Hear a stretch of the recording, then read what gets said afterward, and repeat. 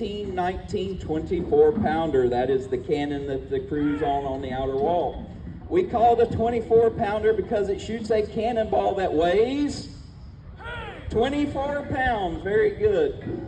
It could lob that 24-pound cannonball just a little bit further in a mile. So for those of y'all that can see out over the inlet, the next island next to us is Shackelford Banks. The last time we checked Google Earth, it was about 1.25 miles from the fort over to the bank. So this could just about, well, it could hit the banks over there, but accurately, it could almost accurately hit the bank over there at Shackelford. So the main purpose of Fort Macon is to defend the port or the harbor just around the corner.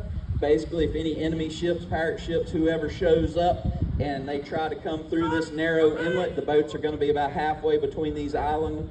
All of our cannons are going to be well suited to shoot and hopefully either sink or persuade those ships to go somewhere else.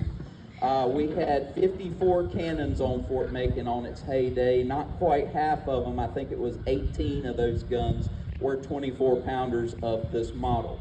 Coincidentally, the 24 pounders on the outer wall have been the main ones we've been trying to get replicas of to rearm the fort recently.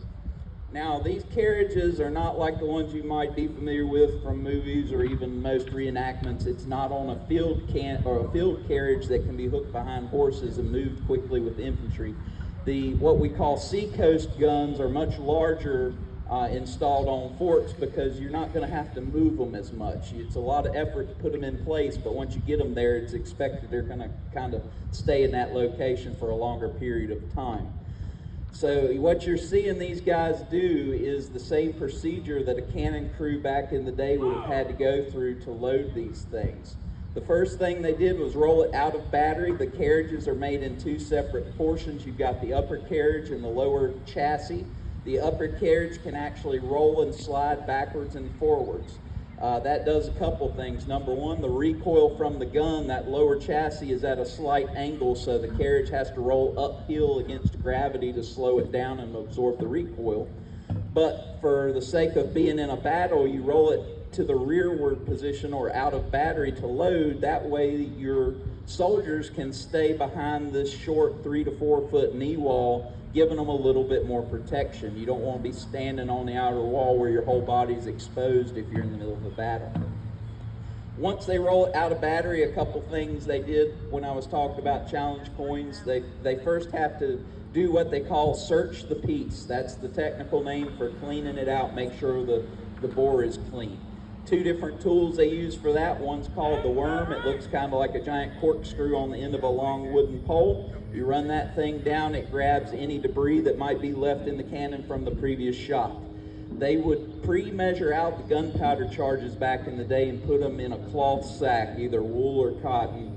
And for the 24 pounder, the service charge was about 6 pounds of gunpowder. We tend to shoot between 2 to 3 pounds, depending on what the crowd looks like and how our gunpowder supply is doing. But they would have that in there, and when you shot the cannon, not all the pieces of the bag would either burn up or go blowing out, so you'd want to fish that out with the worm. After that, you have this other tool that looks kind of like a giant Q-tip called the sponge. The sponge is covered with a lamb's wool, and you could dip it in a bucket of water and get it saturated, and you would run that down the barrel in between shots.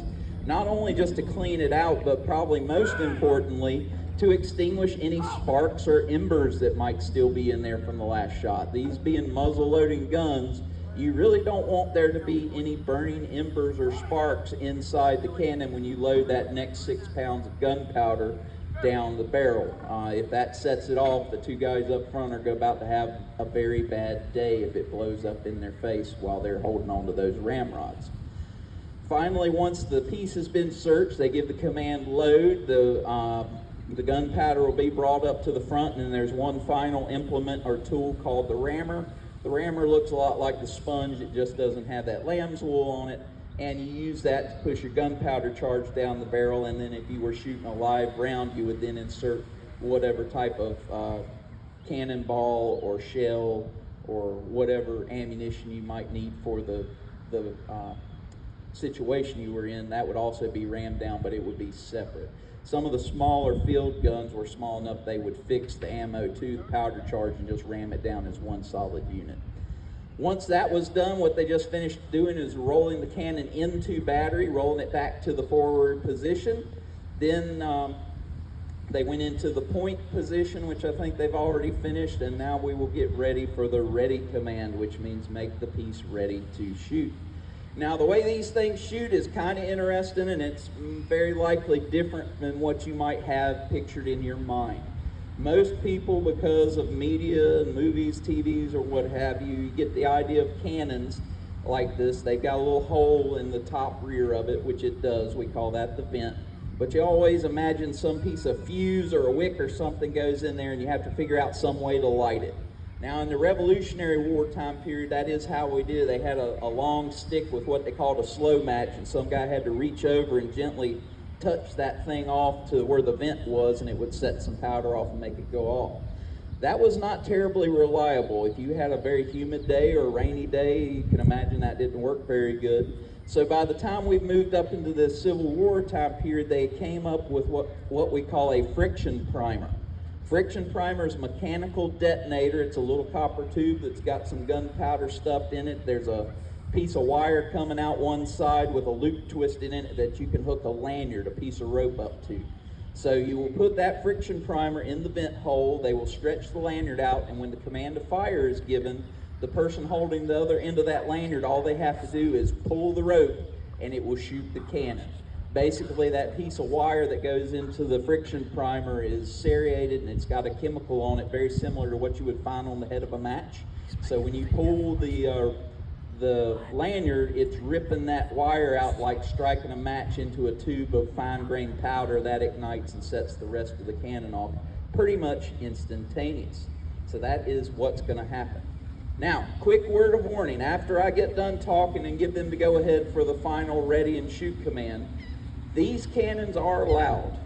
I've been here for over 10 years now. I might even be 14. I've been here long enough to lose count. But on a more than regular basis than I'd like to remember, after we get done with one of these cannon shots, there'll be somebody that's real mad at us. They say, I know you told us it was going to be loud, but you didn't tell us it was going to be that loud. It's going to be that loud. When we have the right atmospheric conditions, it's not uncommon for us to set off car alarms in the parking lot because of the concussions of this. So basically, the way you're going to know it's going to shoot, you see the guy standing on the back end of the cannon.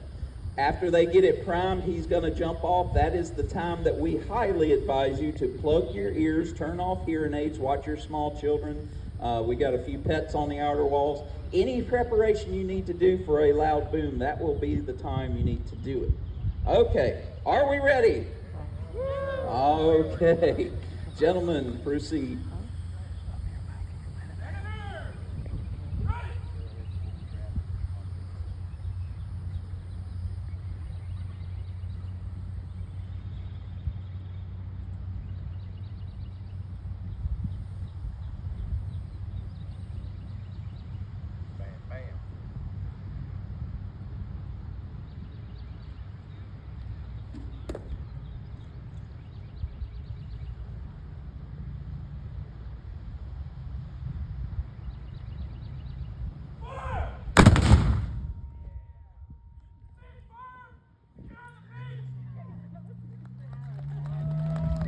And that is just